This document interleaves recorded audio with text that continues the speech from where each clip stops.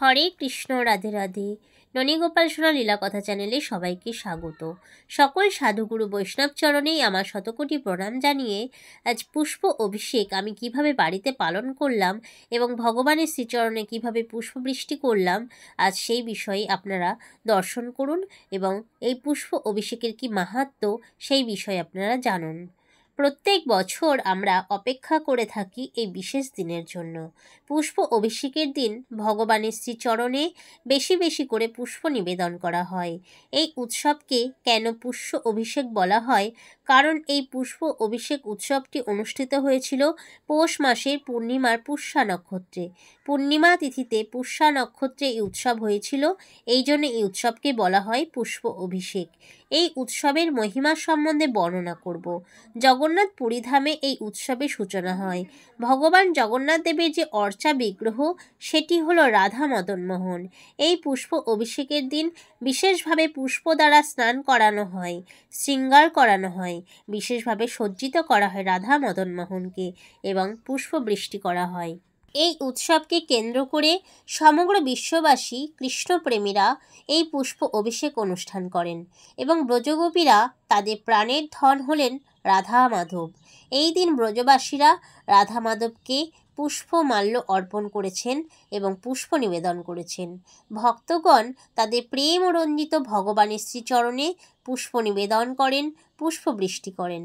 তো আমরা জানি ভগবান শ্রীকৃষ্ণ যখন অসুরদেরকে বধ করতেন, বধ করার পর ভগবানের গোপ সখারা এবং গোপীরা সেই আনন্দে আনন্দিত হয়ে তারা ভগবানকে পুষ্প বৃষ্টি করতেন। এদিকে ত্রেতা যুগে রামলীলায় রামচন্দ্রের মহান ভক্ত শবরী, তিনি তার গুরুদেব মাতঙ্গ ঋষির নির্দেশে 16 বছর ধরে প্রতিদিন ভেবেছেন রামচন্দ্র আসবে। রামচন্দ্র তার আশ্রমে আসবেন ভেবে সেই জন্য আশ্রমের রাস্তা পুষ্প দিয়ে সজ্জিত করতেন। রামভক্ত শবরী গুরুদেবের আশীর্বাদে ভগবান রামের দর্শন লাভ করেছিলেন। ভগবান রামচন্দ্র তার আশ্রমে এসেছিলেন তার ভক্ত শবরীকে দর্শন দেওয়ার জন্য।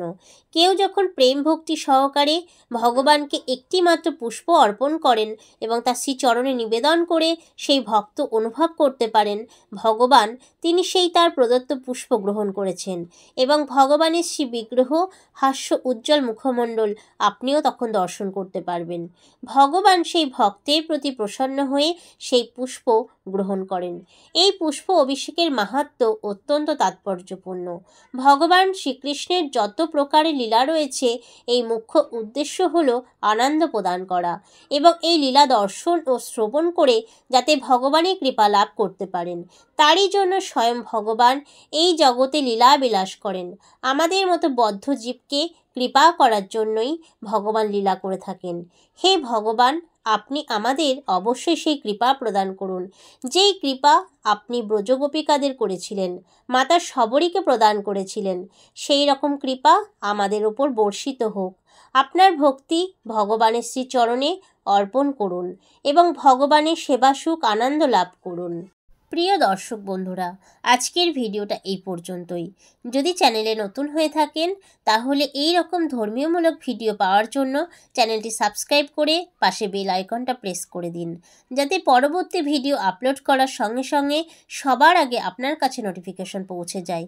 সবাই খুব ভালো থাকবেন, সুস্থ থাকবেন। দেখা হবে পরবর্তী ভিডিওতে। হরে কৃষ্ণ কৃষ্ণ কৃষ্ণ হরে হরে, হরে রাম রাম রাম হরে হরে।